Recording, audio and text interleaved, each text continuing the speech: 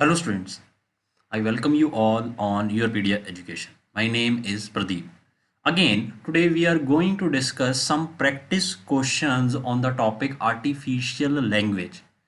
As we have discussed some questions related to artificial language in my video on artificial language. So you must have watched that video on artificial language. Now today we are going to do some practice questions on this topic. So let us see what questions can be asked related to this topic in your exam. So before uh, doing practice in this video, you must watch my earlier video on artificial language, which is already on internet. So in this video we are going to discuss some practice questions on this topic. So let us begin students. So artificial language में last time मैंने आपको कुछ बताया था क्या होता है artificial language. तो हम कुछ प्रैक्टिस क्वेश्चंस इसमें करेंगे। आप सीख चुके हैं, अब आप प्रैक्टिस करेंगे, देन आप इसे इम्प्रूव करोगे। तो जितनी ज़्यादा प्रैक्टिस करोगे उतनी ज़्यादा आपकी स्पीड बनेगी और एक्यूरेसी बनेगी इस टॉपिक में। तो आर्टिफिशियल लैंग्वेज मैंने आपको बताया था that is based on signals only. अगर कोई दो पर्सन्स, लेट अस से ये कोई दो पर्सन्स हैं जो कि आपस में बात कर रहे हैं, जो कि मैंने इन दोनों पिक्चर से आपको दिखाया है, इन दोनों इमेजेस से दिखाया है, और दे डोंट वांट कि थर्ड पर्सन इन्हें सुने या समझ सके इनकी लैंग्वेज को। तो ये किस फॉर्म में बात कर सकते हैं? कोडेड फॉर्म में बात कर सकते हैं। जिस कोडेड फॉर्म में क्या होंगे? कुछ नॉनसेंस वर्ड्स हो सकते हैं। क्लियर है? तो एक सेंडर होगा, एक रिसीवर होगा, और थर्ड पर्सन को उसके बारे में पता नहीं लगेगा। क्लियर है स्टूडेंट्स? तो ऐसा ही इस लैंग्वेज को हम क्या बोलते हैं? Artificial language.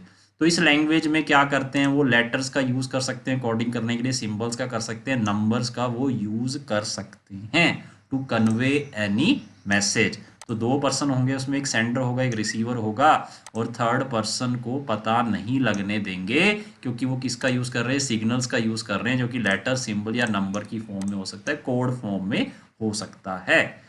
So let us practice students. The practice will make you perfect. तो अगेन इसमें कुछ इंग्लिश वर्ड्स दिए होंगे जिन्हें कोड किया होगा कुछ नॉनसेंस वर्ड्स में। क्लियर है? तो आपको 3 से 4 कुछ इंग्लिश वर्ड दिए होंगे और उसके कोरस्पॉन्डिंग नॉनसेंस वर्ड्स दिए होंगे।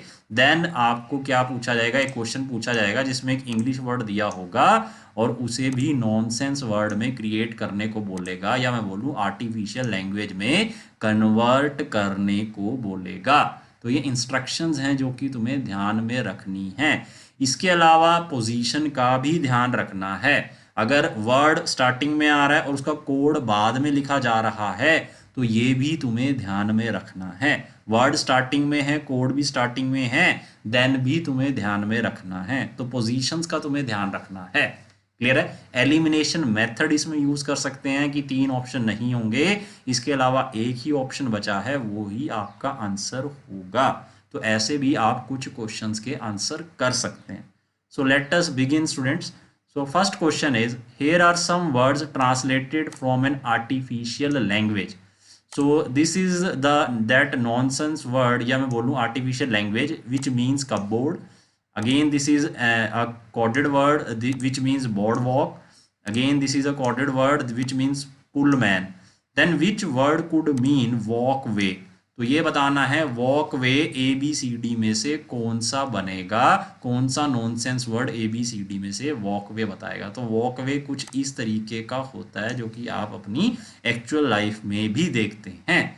अब स्टूडेंट्स मुझे इसमें ध्यान रखना है, मुझे वॉक, अगर मैं ध्यान से देखूं इसमें जो मुझसे पूछा गया उसमें दो फर्दर अगर मैं इसे स्प्लिट करूं तो ये वॉक है, ये वे है। तो मेरे पास जितने भी यहाँ पर ये स्टेटमेंट्स दे रखी हैं उसमें वॉक मेरे पास प्रेजेंट है, वे मेरे पास प्रेजेंट नहीं है। अगर मैं फर्स्ट 2 स्टेटमेंट्स को देखूं तो उसमें बोर्ड प्रेजेंट है, BOARD, BOARD, और यहाँ पे क्या प्रेजेंट है? That is LASAN, LASAN। तो बोर्ड का कोड क्या हो गया है? इसका मतलब LASAN, ये फिक्स हो गया है। बोर्ड बाद में आ रहा है तो LASN भी बाद में आ रहा है, और बोर्ड अगर पहले आ रहा है तो LASN भी स्टार्टिंग में आ रहा है। क्लियर है। तो इसका मतलब ये पोजीशन फिक्स हो गई है कि POEN किसका कोड बनेगा, दैट इज वॉक। POEN किसका वर्ड, किसका कोड बनेगा, वॉक का। तो मेरा जो आंसर स्टार्ट होगा वो POEN से स्टार्ट होगा। अगेन अब सर कैसे करेंगे, इसमें POEN से स्टार्ट होगा तो ऐसे दो ही ऑप्शन हैं, या तो नेक्स्ट इसके साथ मिगन आएगा या FORC आएगा, B और C नहीं होंगे। क्लियर है स्टूडेंट्स, क्योंकि LASN किसका है कोड, दैट इज बोर्ड का कोड है और बोर्ड मुझे चाहिए नहीं है। क्लियर है। तो अब A या D में से कैसे एलिमिनेट करूंगा फर्दर, ध्यान से देखो, इसमें ये आ रहा है MIGEN, और MIGEN फर्स्ट में कहां पर आ रहा है, यहां पर भी प्रेजेंट है, और MIGEN से कोरस्पॉन्डिंग कौन सा इंग्लिश वर्ड है, दैट इज कप। तो कप का मीनिंग है MIGEN, बट मुझे वॉकवे में कहीं पर भी कप प्रेजेंट नहीं है, तो MIGN को एलिमिनेट करना पड़ेगा। तो FORC कहीं भी प्रेजेंट नहीं है ऊपर वाली तीन स्टेटमेंट्स में। क्लियर है। तो इसका मतलब वे का जो कोड बनेगा that is FORC, that will be a new code, that is FORC, जो कि आपको तीन स्टेटमेंट्स में नहीं दिया गया है। तो एक ही ऑप्शन बनता है मेरे पास इसके साथ, दैट इज ऑप्शन डी। तो फर्स्ट का आंसर बनेगा ऑप्शन डी। आई थिंक आपको क्लियर होगा जो मैंने समझाया है। तो पहले आपको कॉमन फाइंड आउट करना है, common English words find out करने हैं, देन आपको उसके आर्टिफिशियल लैंग्वेज फाइंड आउट करनी है। क्लियर है। देन उसके बाद जो वर्ड्स बच जाएंगे उनके लिए कोड आप अगेन ढूंढ सकते हैं, अगेन सर्च कर सकते हैं। बट इसमें एक न्यू वर्ड था दैट इज वे, जो कि प्रेजेंट नहीं दिया हुआ, जो कि प्रेजेंट नहीं है इन तीन स्टेटमेंट में। तो इसका मतलब वे का कोड कोई कुछ ना कुछ और होगा इनके अलावा। तो एक ही ऐसा न्यू वर्ड आया है इस ऑप्शन में, दैट इज FORC। तो आंसर बनेगा मेरा ऑप्शन डी। तो आई थिंक फर्स्ट क्वेश्चन आपको क्लियर होगा। सेकंड पे आइए जल्दी से। अगेन आपको यहाँ पर लेफ्ट साइड पर आर्टिफिशियल लैंग्वेज दे रखी है और राइट साइड पर कुछ मीनिंगफुल वर्ड्स दिए हुए हैं। यहाँ पर मैंने एक तुम्हें यहाँ पर अब पूछा गया रेस कार के लिए मुझे वर्ड बताओ। सो this is racing car student, आपको पता है, एंड दिस इज बाइसिकल। ठीक है, बाइसिकल रेस के बारे में बात कर रहा है, वो ब्लू बाइसिकल के बारे में बात कर रहा है, ब्लू स्काई के बारे में बात कर रहा है। तो मुझे अब रेस कार के लिए इसमें क्या निकालना है, नॉनसेंस वर्ड फाइंड आउट करना है, या मैं बोलूँ कोड फाइंड आउट करना है। अगेन अब इसमें ध्यान से देखो क्या कॉमन क्या आ रहा है, कॉमन ये आ रहा है फर्स्ट और सेकंड में कुछ भी कॉमन नहीं है। सेकंड और थर्ड में क्या कॉमन है, दैट इज बाइसिकल। क्या कॉमन है सेकंड और थर्ड स्टेटमेंट में, बाइसिकल। तो बाइसिकल के लिए चेक करो, यहाँ पर विल को कॉमन आ रहा है और यहाँ पर भी विल को कॉमन आ रहा है। तो बाइसिकल के लिए पोजीशन फिक्स है कोड की, विल को स्टार्टिंग में, बाइसिकल स्टार्टिंग में, बाइसिकल बाद में, तो विल को बाद में है। क्लियर है। तो इसका मतलब रेस के लिए कोड क्या बचेगा, SPADI। तो रेस कार है ये, दैट इज SPADI, ये बनेगा। इससे मेरा आंसर स्टार्ट होगा SPADI। तो या तो मेरा बी बनेगा या फिर मेरा डी बनेगा। ठीक है, इन दोनों में से कोई बनेगा। अब तुम्हें साफ साफ दिख रहा है कि सर आपने स्टार्टिंग में ही हम देख चुके हैं कि ये जो विल्को है ये कॉमन है। विल्को किसके लिए है, बाइसिकल के लिए है। विल्को किसके लिए, दैट इज बाइसिकल। अब विल्को अगर बाइसिकल के लिए हो गया तो एक काम चेक, एक ऑप्शन चेक करो, दैट इज ऑप्शन बी, इसमें विल्को आ रहा है बट मुझे तो कार का बताना है, तो ये तो नहीं बनेगा। तो एक ही ऑप्शन बचा मेरे पास, that is option D, that is VOLO। इसका मतलब किसका कोड है, कार का कोड है। और कार के बारे में उसने कहीं पर भी तीनों स्टेटमेंट्स में बात नहीं करी, तो इसका मतलब कार का कोई न्यू कोड होगा। क्लियर है। तो आंसर एक ही बना इसका, ऑप्शन डी। तो आई थिंक सेकंड आपको क्लियर होगा। थर्ड पे चलते हैं। अब थर्ड क्वेश्चन में देखो आपको इसमें फेयर वार्निंग के लिए कोड दिया हुआ है, रिपोर्ट कार्ड के लिए कोड दिया हुआ है, वेदर रिपोर्ट के लिए कोड दिया हुआ है। तो फेयर वेदर के लिए आपसे कोड पूछ रहा है, तो मैंने कुछ यहाँ पर वेदर दिखाने की कोशिश की है आपको इस इमेज के थ्रू। अब बच्चे ध्यान से देखो, तो फेयर FAIR यहाँ पर मेरे पास प्रेजेंट है और वेदर भी मेरे पास प्रेजेंट है। तो अब मैं चेक करता हूँ कुछ कॉमन वर्ड्स कौन कौन से हैं। अगर मैं सेकंड और थर्ड में चेक करूँ तो कॉमन वर्ड आ रहा है रिपोर्ट। कॉमन वर्ड कौन सा आ रहा है, रिपोर्ट। तो रिपोर्ट के लिए कौन सा कोड होगा, दैट इज GERI। रिपोर्ट के लिए कौन सा कोड होगा, GERI। तो report stands for code which, that is GERI। Then report हो गया GERI और पोजीशन भी फिक्स है। रिपोर्ट यहाँ पर है तो GERI यहाँ पर है, रिपोर्ट यहाँ पर है तो GERI यहाँ पर है। तो रिपोर्ट स्टार्टिंग में तो GERI स्टार्टिंग में, रिपोर्ट बाद में तो GERI बाद में। तो इसका मतलब कार्ड के लिए कोड क्या बनेगा, दैट इज MITU। ठीक है, और वेदर के लिए कोड क्या बनेगा, दैट इज GILA। वेदर के लिए कोड क्या बनेगा, दैट इज GILA। तो इसका मतलब वेदर के लिए मेरे पास एक कोड फिक्स है, दैट इज GILA। क्लियर है स्टूडेंट। अब अगेन फेयर भी यहाँ पर प्रेजेंट है, ठीक है, बट फेयर वार्निंग, फेयर और वार्निंग में से कोई भी वर्ड इन तीन स्टेटमेंट में रिपीट नहीं हो रहा है। तो यहाँ पर इस कोड में दो वर्ड दिए हुए हैं, दैट इज GEMOLINEA। अगर से ब्रेक करूँ अकॉर्डिंग टू ऑप्शन तो इसमें ये क्या है, दैट इज एक बनेगा GEMO और एक बनेगा LINEA। ठीक है, तो आपको इसका भी ध्यान रखना है कि जो उसने ऑप्शंस बनाए हुए हैं, ऑप्शंस में GEMO के हिसाब से भी उसने क्या की हुई है, उसने वर्ड बनाए हुए हैं। जैसे इस ऑप्शन में है GEMO, सी ऑप्शन में है और ए में है। ठीक है, और GILA आपको पता है किसके लिए है, वेदर के लिए है। क्लियर है। अगेन MITU मैं तुम्हें बता चुका हूं, MITU किसके लिए होगा, MITU मैं तुम्हें बता चुका हूं कि GILA तो वेदर के लिए हो गया है और GERI रिपोर्ट के लिए हो गया है। तो MITU किसके लिए बनेगा, कार्ड के लिए बनेगा। तो यहाँ पर तो कार्ड आएगा, ठीक है, तो MITU तो होगा नहीं। क्लियर है। तो एक ही ऑप्शन है जिसमें वेदर का आ रहा है, दैट इज GILA। ठीक है, और यहाँ पर फेयर वार्निंग में से या तो GEMO होगा या फिर LINEA होगा। तो एक ही ऑप्शन ऐसा उसने दे रखा है, दैट इज ऑप्शन ए, जिसमें लास्ट में GILA आ रहा है। तो आंसर क्या बनेगा इसका, ऑप्शन ए। तो थर्ड का आंसर क्या था, that was option A. Next देखिए स्टूडेंट्स, इसमें fourth one, slar means jump, then slari means jumping, then slarend means jumped, then playing के लिए मुझे इसमें एक आर्टिफिशियल कोड एक आर्टिफिशियल लैंग्वेज बतानी, कोड बताना है। अब ध्यान से देखो, यहाँ पर जंप आ रहा है, यहाँ पर जंप आ रहा है, यहाँ पर जंप आ रहा है। क्लियर है। तो मुझे प्लेइंग बताना है। प्लेइंग के लिए ING चेक करो, ING किस में आ रहा है, दैट इज सेकेंड स्टेटमेंट में ING प्रेजेंट है। तो चेक करो सेकंड स्टेटमेंट में अगर ING प्रेजेंट है तो यहाँ पर चेक करो, स्लैर का मीनिंग है जंप, तो जंप के लिए कोड है स्लैर। तो यहाँ पर भी स्लैर है और यहाँ पर भी स्लैर है। तो इसका मतलब ING के लिए एक ही आपके पास कोड बचा, दैट इज Y। तो यहाँ पर Y से आपका जो कोड होगा वो एंड होगा, बट प्ले कहीं पर भी किसी भी स्टेटमेंट में प्रेजेंट नहीं है। तो मेरे पास एक ही इंट है, जो भी मेरा कोड होगा उसके लास्ट में Y होना चाहिए। तो ऐसा एक ही आपके पास ऑप्शन दिया हुआ है, दैट इज ऑप्शन बी। तो आंसर क्या करूंगा इसका, आंसर बी। तो फोर्थ का आंसर क्या बनेगा, ऑप्शन बी। नेक्स्ट देखिए क्वेश्चन नंबर 5, हैप्पी बर्थडे के लिए एक कोड दिया हुआ है, देन बर्थडे पार्टी के लिए कोड दिया हुआ है, गुडनेस के लिए कोड दिया हुआ है, तो हैप्पीनेस के लिए कोड निकालना है। स्टूडेंट ध्यान से देखो, यहाँ पर ऐसा दो ही इसमें अगर स्टेटमेंट 1 और 2 को कंपेयर करूँ तो बर्थडे के लिए चेक करो कौन सा कोड बनेगा, दैट इज MOFTI। तो बर्थडे के लिए कोड बनेगा MOFTI।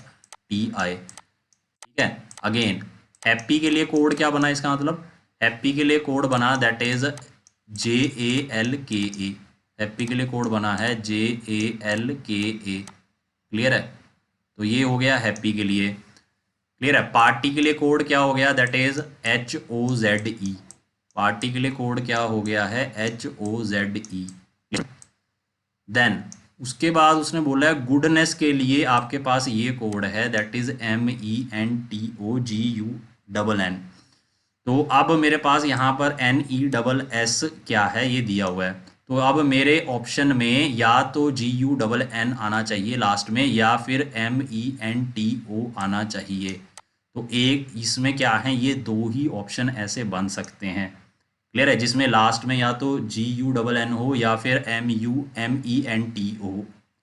ठीक है। अब इसमें ये डी ऑप्शन क्यों नहीं होगा चेक करो, क्योंकि HOZE के लिए मैं तुम्हें क्या बता चुका हूं, HOZE किसका कोड है, यहां पर चेक करो, HOZE किसका कोड है, दैट इज पार्टी, इसका मीनिंग है पार्टी, बट हैप्पीनेस में कहीं पार्टी नहीं दिया हुआ उसने, तो ऑप्शन डी तो बनेगा नहीं। ठीक है, तो इसका मतलब नेस का क्या कोड होगा, दैट इज GUNN। ठीक है, तो नेस के लिए GUNN ही है, और एक ही ऐसा ऑप्शन है, दैट इज ऑप्शन ए। तो आंसर क्या बनेगा इसका, फिफ्थ का ऑप्शन ए। क्लियर है स्टूडेंट्स, आई थिंक आपको फिफ्थ क्वेश्चन क्लियर होगा। सिक्स्थ में आइए, फ्रूट केक के लिए कोड दिया हुआ है, केक वॉक के लिए कोड दिया हुआ है, बटर कप कप के लिए कोड दिया हुआ है, तो कप केक के लिए मुझे कोड बताना है इसमें। तो इसका आंसर बनेगा क्या, वो तुम्हें चेक करना है। अगेन क्या कॉमन आ रहा है दोनों में, दैट इज केक, केक यहाँ पर है, केक यहाँ पर है, तो केक के लिए चेक करो, केक यहाँ पर लास्ट में आ रहा है, यहाँ स्टार्टिंग में आ रहा है, तो लास्ट में आ रहा है तो PAKI स्टार्टिंग में इधर आ रहा है, तो इसका मतलब यहाँ पर केक के लिए क्या बनेगा, that is PAKI। Clear student, तो केक के लिए क्या बन गया है code, that is PAKI। Again cup के लिए अगर मुझे फाइंड आउट करना है, तो कप सिर्फ एक ही उसमें प्रेजेंट है, दैट इज स्टेटमेंट 3 में। ठीक है, तो अब मेरा जो आंसर एंड होना चाहिए वो PAKI से होना चाहिए। क्लियर है, क्योंकि पोजीशन फिक्स है केक के लिए, मैं तुम्हें बता चुका हूँ, यहाँ स्टार्टिंग में, तो स्टार्टिंग में PAKI दिया हुआ है, यहाँ लास्ट में केक दिया हुआ है, तो यहाँ लास्ट में ही PAKI दे रखा है। तो अब कप केक में लास्ट में केक दिया हुआ है, तो PAKI लास्ट में होना चाहिए। क्लियर है, तो इसका मतलब सी नहीं बनेगा, सी में ही था PAKI स्टार्टिंग में, तो एक ही ऑप्शन ऐसा बचा, दैट इज ऑप्शन डी। तो आंसर क्या बनेगा, ऑप्शन डी। क्लियर है स्टूडेंट्स, तो इसका मतलब अगर मैं ऑप्शन डी के हिसाब से चलूं, तो बटर कप का मीनिंग क्या हो गया है, कप, तो इसका मतलब ये हो गया है कि कप का जो आप ऑप्शन डी के हिसाब से कप का जो कोड है दैट इज LN है, ALAN, और बटर का कोड क्या है, TREFT। समझ आ गया, तो इसका आंसर बनेगा ऑप्शन डी। 7, तो कुछ वर्ड्स दिए हुए translated from an artificial language, तो ये कोड है पीच कोबलर के लिए, so this is peach cobbler. Peach juice, peach आपको पता है कैसा होता है, ऐसे इसको बोलते हैं पीच। देन एप्पल जेली के लिए कोड दिया हुआ है, तो एप्पल जूस के लिए भी मुझे क्या निकालना है, एक कोड फाइंड आउट करना है, किसके लिए, एप्पल जूस के लिए। अब दोनों ही दिए हैं उसने, एप्पल भी दिया हुआ है, जूस भी दिया हुआ है। अगेन चेक करो कैसे फाइंड आउट करूंगा स्टूडेंट्स, अगर यहाँ पर पीच है फर्स्ट और सेकंड स्टेटमेंट में, तो पीच के लिए एक कोड कॉमन है, दैट इज मेलगा, MALGA। तो इसका मतलब कॉबलर के लिए क्या दे रखा है उसने, ऊपर UPER, और उसके लिए क्या दे रखा है उसने, जूस के लिए क्या दे रखा है, PORT। तो इसका मतलब पोजीशन फिक्स है, तो जूस लास्ट में है, तो पोर्ट भी बाद में है, तो मेरा आंसर एंड होना चाहिए PORT से। वैसे दो ही ऑप्शन है जिसमें PORT आ रहा है। देन अगेन अब मुझे थर्ड ऑप्शन देखना है, मोगा ग्रोप दिया हुआ एक कोड, और उसका मीनिंग है एप्पल जेली। क्लियर है स्टूडेंट्स, तो अब इसमें अगर मैं चेक करूं मोगा ग्रोप, क्लियर है, तो अब मुझे एप्पल का बताना है, एप्पल के लिए कोड क्या होगा, दिस इज माय क्वेश्चन। अब इसमें क्या दे रखा है उसने, MOGGAGROP, क्लियर है, which means Apple jelly, port बाद में आना चाहिए। अब मैं इसमें कैसे डिसाइड करूंगा कि क्या किसका क्या मीनिंग होगा। अब स्टूडेंट्स इसमें अगर मैं ध्यान से देखूं, तो अब यहाँ पर ना तो जेली को रिपीट किया जा रहा है, और ना ही एप्पल को किसी दूसरी स्टेटमेंट में उसे बताया है, बट फर्स्ट टू स्टेटमेंट से मुझे इतना क्लियर है कि पोजीशंस फिक्स हैं कोड्स की। पीच के लिए मेलगा दिया हुआ है, कॉबलर के लिए ऊपर दिया हुआ है, पीच के लिए मेलगा दिया हुआ है, तो जूस के लिए पोर्ट दिया हुआ है। ठीक है, अब अगर इसमें देखें या तो ए हो सकता है, सी भी हो सकता है, ठीक है, बट अकॉर्डिंग टू अगर मुझे स्पेसिफिक होना है, कोई एक आंसर मार्क करना है ए और सी में से, क्योंकि उसमें MOGGA भी के साथ भी ऑप्शन दे दिया है PORT को, और GROP को भी उसने ऑप्शन दे दिया है, बट फर्स्ट टू स्टेटमेंट्स में से मुझे क्या पता लग रहा है कि पोजीशंस फिक्स हैं, पोजीशंस को चेंज नहीं किया जा रहा है। क्लियर है? तो इसका मतलब थर्ड स्टेटमेंट में भी पोजीशन को चेंज नहीं किया गया होगा। क्लियर है? तो मोस्ट अगर मुझे इसमें से सुटेबल आंसर देना है तो मैं कौन सा आंसर दूंगा? इसका मतलब एप्पल के लिए MOGGA होगा और जेली के लिए GROP होगा। क्लियर है? तो इसका मतलब एक ही ऑप्शन बना है मेरा इसमें, दैट इज ऑप्शन ए है ये। तो मोस्ट सुटेबल आंसर ए और सी में से कौन सा रहेगा? That is option A. इसमें कंफ्यूजन नहीं रखनी, फर्स्ट टू स्टेटमेंट्स को चेक कर लेना है। इस तरीके के क्वेश्चन में वो पोजीशंस क्या रखेगा? फिक्स्ड रखेगा, पोजीशन को चेंज नहीं करेगा। क्लियर है? अगर पहली दो में पोजीशन चेंज करता देन मुझे थर्ड में भी चेक करना पड़ता। वो पहली दो में ही पोजीशन को फिक्स किया हुआ है तो थर्ड में भी हम फिक्स मानकर चलेंगे और उस क्वेश्चन को सॉल्व करेंगे। तो इसका आंसर बनेगा ऑप्शन ए। नेक्स्ट देखिए क्वेश्चन नंबर 8। बास्केटबॉल कोर्ट का कोड दे रखा है, कोर्ट रूम का कोड दे रखा है, प्लेसमेंट टेस्ट का कोड दे रखा है, तो गेस्ट रूम का कोड बताना है। स्टूडेंट्स अगेन ध्यान से देखो, इसमें रूम का मैं बता सकता हूँ, गेस्ट का नहीं बता सकता क्योंकि गेस्ट मेरे पास 3 स्टेटमेंट्स में प्रेजेंट नहीं है। तो यहाँ पर चेक करो, कोर्ट यहाँ पर आ रहा है, कोर्ट यहाँ पर आ रहा है और कॉमन क्या आ रहा है ऊपर और नीचे में? That is LIGEN LIGEN। तो इसका मतलब कि LIGEN का मीनिंग कोर्ट है। कहाँ पर? और पोजीशन फिक्स है। अगर LIGN पहले आ रहा है तो कोर्ट भी पहले आ रहा है, LIGN बाद में आ रहा है तो कोर्ट भी बाद में आ रहा है, तो पोजीशंस आर फिक्स। तो इसका मतलब PESL का मीनिंग बास्केटबॉल है और STRISI का मीनिंग है रूम। क्लियर है? पोजीशन फिक्स्ड है। STRISE अगर बाद में आ रहा है तो रूम भी बाद में आ रहा है, तो इसका मतलब मेरा आंसर एंड होना चाहिए STRISI से। ठीक है, इतना क्लियर है मुझे। और उसके बाद उसने दिया हुआ है OLTAGANTI का मीनिंग है प्लेसमेंट टेस्ट। अब स्टूडेंट ध्यान से देखो, ये जितने भी आपके पास A, B और जो D दिए हुए हैं इसमें ये आ रहा है, दैट इज STRISI। अब तुम ध्यान से देखो, फर्स्ट क्यों नहीं होगा? फर्स्ट क्यों नहीं होगा? क्योंकि PESL का मीनिंग तो बास्केटबॉल है, बट मुझे तो यहाँ पर गेस्ट चाहिए, तो A तो नहीं होगा। B को बाद में देखते हैं, D को चेक करो, D में दिया हुआ है OLTA अगेन थर्ड स्टेटमेंट में आ रहा है, या तो इसका मतलब प्लेसमेंट होगा या फिर टेस्ट होगा, बट मुझे तो क्या चाहिए? गेस्ट चाहिए, तो अगेन D भी नहीं होगा। तो एक ही, क्योंकि गेस्ट तीनों स्टेटमेंट में नहीं दिया हुआ है तो गेस्ट के लिए कोई न्यू कोड होगा जो कि उसने ऑप्शन बी में दिया हुआ है, दैट इज VOSEF। तो आंसर बनेगा ऑप्शन बी। तो 8th का आंसर क्या था? That is option B. तो कंफ्यूज नहीं होना है, क्वेश्चन आसान है, कोड्स आइडेंटिफाई करने हैं, ईजिली करना है, पोजीशंस का ध्यान में रखना है। 2 स्टेटमेंट में पोजीशन फिक्स है तो तीसरी के लिए भी उसे मानकर चलना है, जैसे कि हमने लास्ट क्वेश्चन में देखा था। अगेन नेक्स्ट क्वेश्चन देखिए इसमें, that is question 9th। Blue light का मीनिंग ये दे रखा है, this artificial language means this blue light and this means blueberry and this artificial language meanings raspberry, then what do you mean by lighthouse? तो यहाँ पर तुम्हें blue light दिखाई है मैंने, ठीक है, ये कुछ ब्लू बेरीज दिखाई है मैंने आपको। अब मुझे ये बताना है कि लाइट हाउस के लिए इनमें से कौन सा वर्ड रहेगा। अब स्टूडेंट चेक करो इसमें ध्यान से।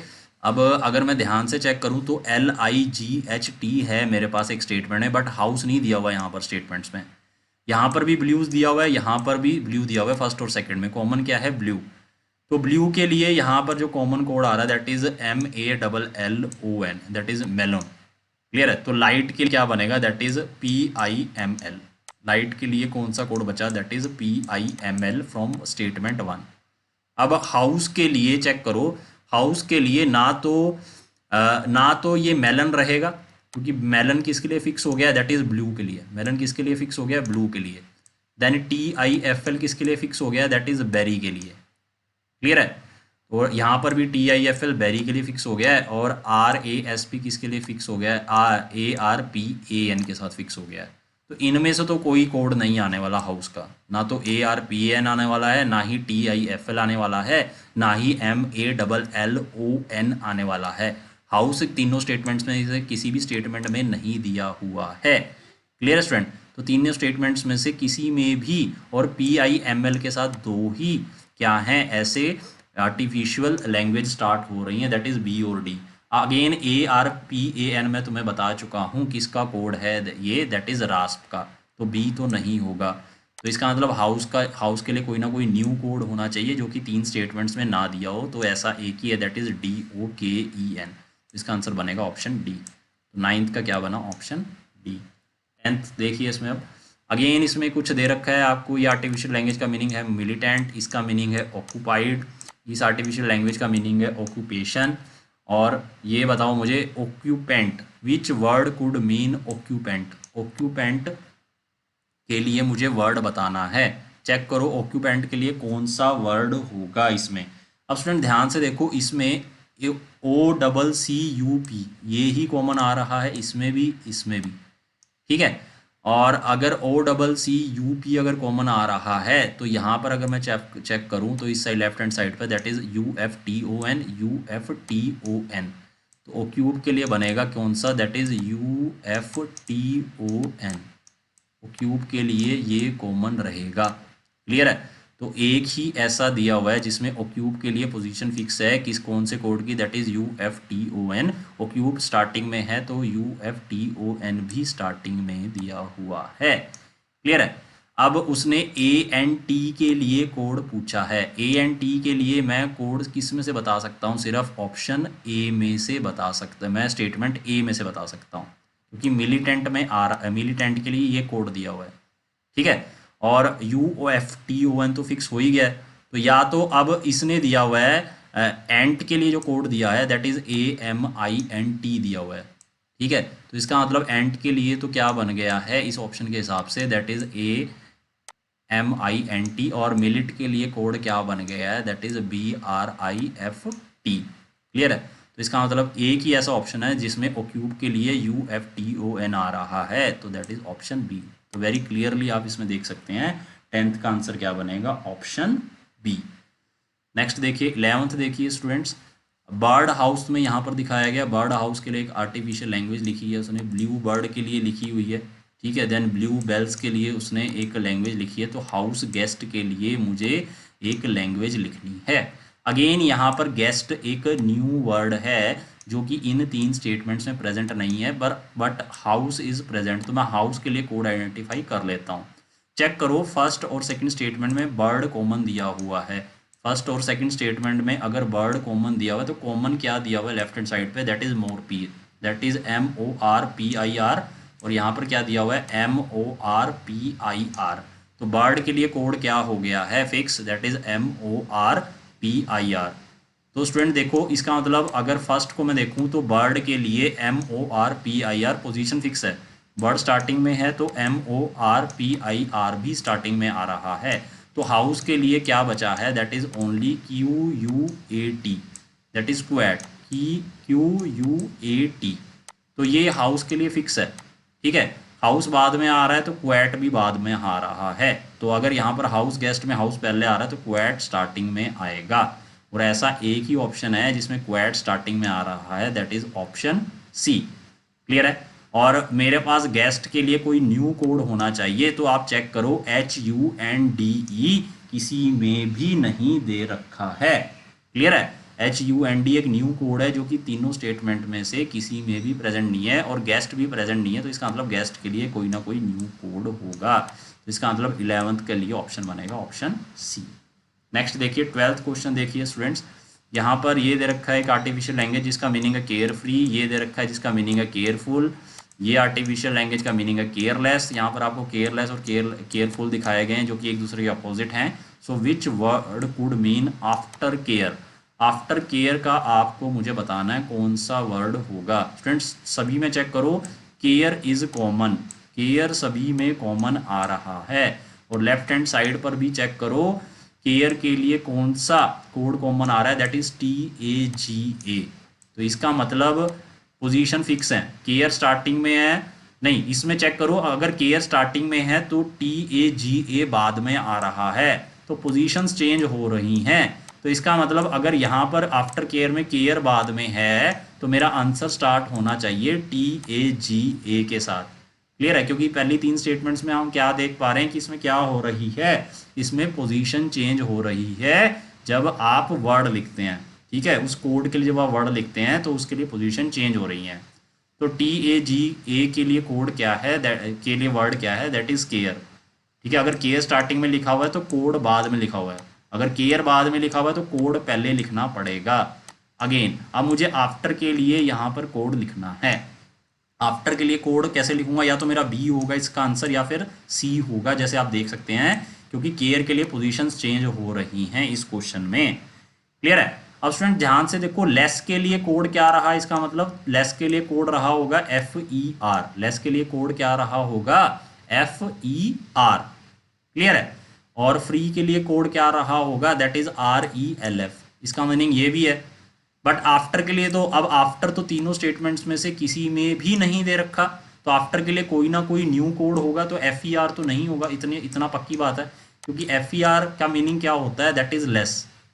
ठीक है, बट यहाँ पर तो आफ्टर दे रखा है, तो एक न्यू कोड आएगा आफ्टर के लिए, that is Z E N, जो कि ऑप्शन सी में ही प्रेजेंट है, न्यू कोड फॉर आफ्टर। तो इसका आंसर बनेगा सी। तो आई थिंक 12th क्लियर होगा आपको। 13th पे आइए।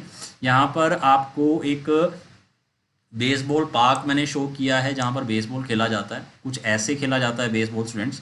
ठीक है, तो फर्स्ट बेस के लिए एक कोड दिया है, सेकंड बेस के लिए कोड दे रखा है, देन बॉल पार्क के लिए एक कोड दे रखा है। तो बेस बॉल के लिए मुझे यहाँ पर कोड लिखना है। अब स्टूडेंट ध्यान से देखो, अगर तुम ध्यान से देखो तो फर्स्ट बेस में, सेकंड बेस में अगर तुम ध्यान से देखो तो यहाँ पर P T A O S E common है, अगर मेरे माइंड में बात आए। बट जब मैं ऑप्शन देखता हूँ तो सिर्फ वहाँ पर P T A O S E कहीं पर भी नहीं लिखा हुआ उसने सिर्फ ऑप्शन में ओ एस ई का यूज़ किया हुआ है, बी सी और डी ऑप्शन में। तो इसका मतलब ये है कि फर्स्ट बेस और सेकंड बेस को जब आप ब्रेक करोगे ऑप्शंस के अकॉर्डिंग, तो इसमें ओ एस ई को आपको अलग रखना पड़ेगा। क्लियर है, तभी आप इन चार ऑप्शंस में से कोई सुटेबल ऑप्शन टिक कर सकते हो। तो इसका मतलब फर्स्ट बेस दिया हुआ है, सेकंड बेस दिया हुआ है, तो इसका मतलब बेस के लिए जो कोड है that is O S E, ये फिक्स है। अगर बेस बाद में है तो कोड भी बाद में आएगा, बेस पहले है तो कोड भी क्या आएगा, स्टार्टिंग में आएगा, that is O S E. ये बनेगा स्टूडेंट्स। देन बॉल के लिए मुझे बताना है, बॉल पार्क के लिए है ये कोड, दैट इज दिस। अब बॉल पार्क के लिए कोड दे रखा है, या तो लार्ता आएगा या बुक आएगा। ठीक है, या तो लार्ता आएगा या बुक आएगा, चेक करो स्टूडेंट्स। अब यहाँ पर ई पी टी ए दिया हुआ है और यहाँ पर L A R T A दे रखा है, ये दे रखा है। अब क्लियर है। तो अब मुझे यहाँ पर चाहिए बॉल के लिए मुझे कोड चाहिए, तो एल ए आर टी ए में से भी हो सकता है और बुक में से भी हो सकता है। बट उसने ओ एस ई बुक नहीं दिया, मुझे दे रखा है बट वो सी ऑप्शन में दे रखा है पोजीशंस चेंज करके। बट आप, क्योंकि आप देख पा रहे हो फर्स्ट टू स्टेटमेंट्स में कि पोजीशंस चेंज नहीं हो रही हैं, जैसे हमने क्वेश्चन में, एक क्वेश्चन में किया था, उसमें पोजीशंस वो क्या कर रहा था, चेंज कर रहा था। बट इस क्वेश्चन में वो पोजीशंस चेंज नहीं कर रहा था। ये सेम क्वेश्चन है जो हम पहले भी कर चुके हैं ऐसा क्वेश्चन। ठीक है, तो आपने जो इससे पहले जो क्वेश्चन किया उसमें पोजीशंस चेंज हो रही थी, जो केयर वाला क्वेश्चन किया था। ठीक है, बट उससे पहले भी एक क्वेश्चन किया था, ठीक है, उसमें भी कुछ ऐसा ही था। तो फर्स्ट बेस सेकंड बेस से हमें क्या पता लग रहा है कि पोजीशंस चेंज नहीं हो रही हैं कोड्स की। तो सिमिलरली मुझे इसे अप्लाई करना पड़ेगा बॉल पार्क में भी। ठीक है, बॉल पार्क में जब मैं इसे अप्लाई करता हूँ, या तो लार्ता, तो बॉल के लिए कोड क्या बन जाएगा, एल ए आर टी ए, और पार्क के लिए क्या बन जाएगा, बी यू के। क्लियर है। तो अब इसके हिसाब से अगर मैं चलूँ तो ऑप्शन क्या बनेगा, अब इसमें जो मुझे, अब इसमें सी ऑप्शन भी हो सकता था बट उसमें पोजीशंस चेंज करके दे रखी हैं उसने। ओ एस ई दिया हुआ है, बुक दिया हुआ है, ओ एस ई यहाँ पर भी दे रखा है। अब बी क्यों नहीं होगा ये चेक करो, बी इसलिए नहीं होगा जो कि ई पी टी ए जो कोड है वो सेकंड के लिए है, तो बी इस करके नहीं होगा। तो एक ही चॉइस बची है मेरे पास, दैट इज ऑप्शन डी। तो 13th का ऑप्शन बनेगा डी। तो आपको इसमें क्या ध्यान रखना है कि P T A O S C दोनों में कॉमन आ रहा था, बेस के लिए ये भी एक कोड हो सकता था, बट मेरे ऑप्शंस में P T A O S E as it is नहीं दे रखा, उन्होंने सिर्फ ओ एस ई का यूज़ किया हुआ है। Clear student. तो इसका ऑप्शन क्या बनेगा, दैट इज ऑप्शन डी बनेगा। क्लियर है। बॉल भी इसमें ऑलरेडी प्रेजेंट था, तो बॉल के लिए तो एल ए आर टी आएगा या फिर बुक आएगा। ठीक है, बट क्योंकि हम दे चुके हैं फर्स्ट टू स्टेटमेंट्स में क्या हो रहा है, पोजीशंस फिक्स हो रही हैं, तो बॉल के लिए स्टार्टिंग वाला कोड ही बनेगा, that is L A R T ए, क्योंकि उसने ऑप्शन में क्या किया हुआ है, कोड को या तो एल ए आर टी ए में ब्रेक किया हुआ है या फिर बी यू के में ब्रेक किया हुआ है, या फिर कुछ ऑप्शंस में उसने क्या किया है, पोजीशंस चेंज कर दी हैं। ठीक है, तो इसका आंसर क्या बनेगा, दैट इज ऑप्शन डी बनेगा इसका आंसर। हाँ जी, तो स्टूडेंट्स आई थिंक ये 13 क्वेश्चंस आपको 13 क्वेश्चन जो हमने किए हैं आपकी प्रैक्टिस के लिए आपको क्लियर होंगे। ठीक है, सेम टेक्निक जो कि मैं फर्स्ट वीडियो में भी यूज़ मैंने डिस्कस की है, वो ही टेक्निक मैंने इसमें भी डिस्कस की है इन क्वेश्चंस को सॉल्व करने के लिए। देन क्विज आपको आपके साथ मैं शेयर कर रहा हूँ, आपके लिए क्वेश्चन होगा जिसके लिए आपको 60 सेकेंड्स का टाइम दिया जाएगा। तो see here now, so this question for you only students, आपको 1 मिनट का टाइम दिया जाएगा। तो अच्छे से क्वेश्चन को देखें, फिर मैं यहाँ पर टाइमर स्टार्ट करूँगा। सो this is the question for you students. Work force के लिए कोड दिया हुआ है, ग्राउंड वर्क के लिए कोड दिया हुआ है, वर्क प्लेस के लिए एक नॉनसेंस वर्ड दिया हुआ है। तो मुझे सम प्लेस के लिए एक नॉनसेंस वर्ड आइडेंटिफाई करना है, कौन सा होगा। तो स्टूडेंट चेक करो कौन सा होगा। तो यहाँ पर देखो उसने आपको क्या दिखाई है, वर्क प्लेस दिखाई है, जहाँ पर क्या कर रहे हैं, कुछ लोग काम करते हैं। तो ए बी सी डी में से मुझे इसका आंसर बताओ, क्या आंसर बनेगा। तो आपका टाइम स्टार्ट होता है अब। So your time has started.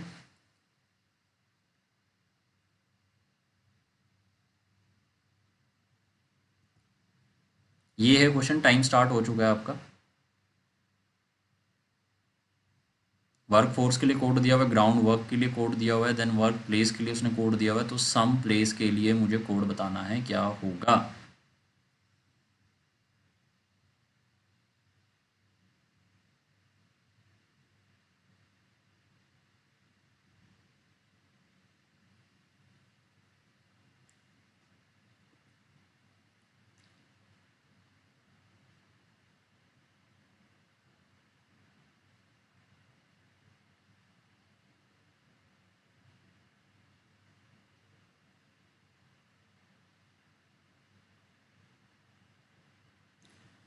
Okay, तो स्टूडेंट्स आई थिंक आप क्वेश्चन देख पाए होंगे, अभी तक सॉल्व भी कर लिया होगा, इतने क्वेश्चंस हम कर चुके हैं। तो लेट अस सी नाउ इसके लिए आंसर क्या रहेगा।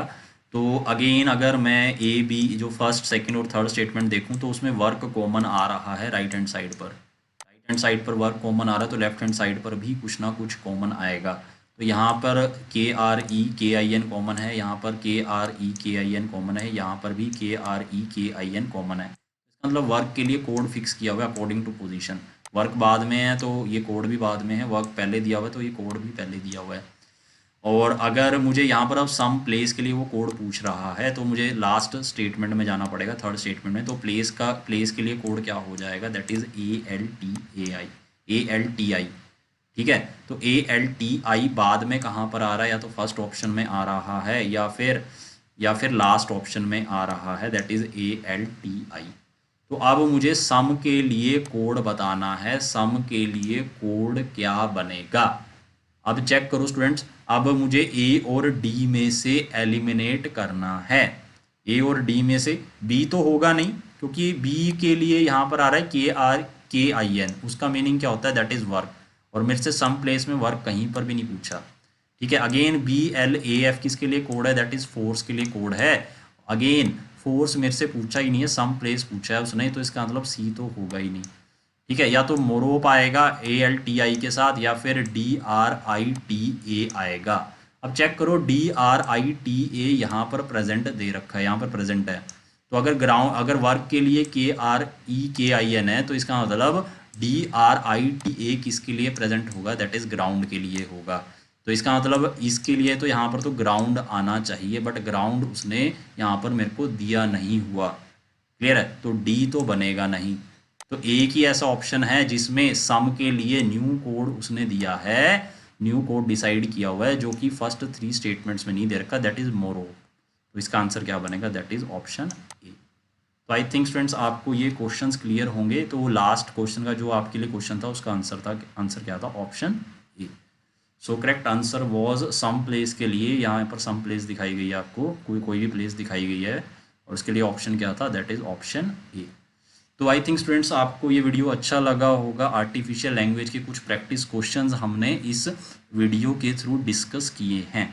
सो keep watching our channel Yourpedia Education and keep sharing your valuable feedback with us. इसके अलावा भी आपको कुछ क्वेश्चंस दिए जाएंगे जिन्हें, ठीक है, कुछ वर्कशीट्स दी जाएंगी जहां से आप प्रैक्टिस कर सकते हैं। Thank you friends, keep watching our channel Yourpedia education.